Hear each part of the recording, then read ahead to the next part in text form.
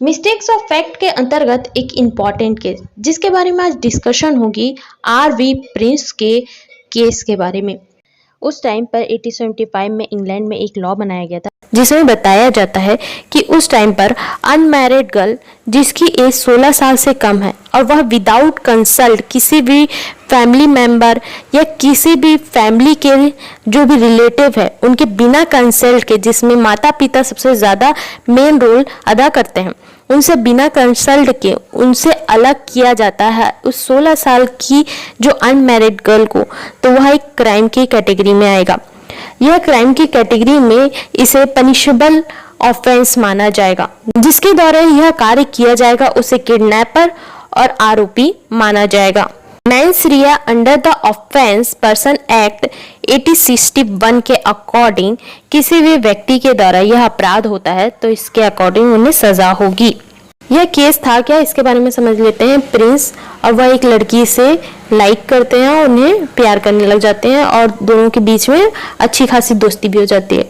लड़का लड़की में प्यार भी हो जाता है और लड़का चाहता है कि अब वो उसके साथ रहे, बट उसकी फैमिली, जो लड़की की फैमिली, वह नहीं चाहती वो किसी के साथ रहे क्योंकि उसकी एज कम होती है। बट प्रिंस बोलता है कि चलो हम साथ में चले जाते हैं, वैसे भी तुम्हारी फैमिली तो मान नहीं रही है। उसके बाद जब वह अपनी फैमिली के से दूर चली जाती है तो उन फैमिली वालों को पता चलता है कि वो लड़की प्रिंस के साथ चली गई है।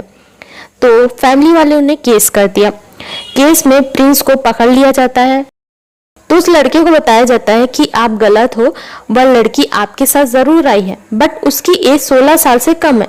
प्रिंस ने बोला कि यहाँ तो मेरी गलती ही नहीं है क्योंकि वह लड़की मेरे साथ अपनी मर्जी से मेरे साथ आई थी और मुझे पता ही नहीं था कि उसकी एज 16 साल से कम है। मैंने उससे पूछा भी था कि आपकी एज कितनी है, तो उसने पूरी साफ साफ बताया था मुझे कि मेरी एज 16 साल से ज्यादा है, जिसके कारण मुझे मिस्टेक हुआ है, यहाँ तो मेरी गलती ही नहीं है।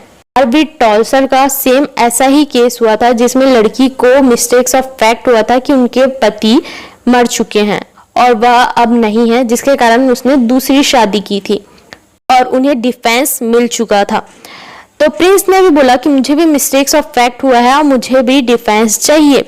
तो कोर्ट ने बताया कि यहाँ आपको डिफेंस नहीं मिलेगा। यस, आपको मिस्टेक्स ऑफ फैक्ट हुआ है, लड़की को भी नहीं बोलना चाहिए था कि उसकी एज 16 साल से ज्यादा है, मिस्टेक्स ऑफ फैक्ट के अकॉर्डिंग डिफेंस तो मिला था आर.वी. टॉन्सल को।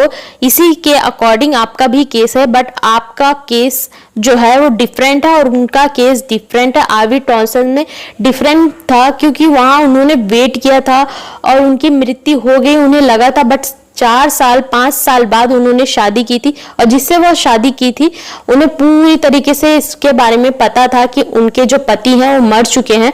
उसके बाद उन्हें डिफेंस मिला था।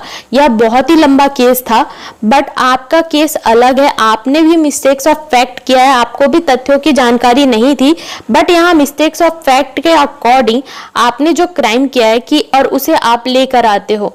ठीक है, यहाँ आपको मिस्टेक्स ऑफ फैक्ट हुआ, बट यहाँ आपको यह भी बताया जा रहा है कि आपको डिफेंस इसलिए नहीं मिलेगा क्योंकि अगर उसकी एज 16 साल से भी ज्यादा होती और वह अपने मर्जी से भी घर छोड़ के जाती, बट आपने विदाउट परमिशन, उनके पेरेंट्स के बिना परमिशन के आपने उसे उसकी संपत्ति से और उसके जगह से, उसके फैमिली मेंबर से अलग किया और उनके फैमिली वालों को पता ही नहीं था कि उनकी बच्ची है कहाँ, उनकी बच्ची किसके साथ जा रही है।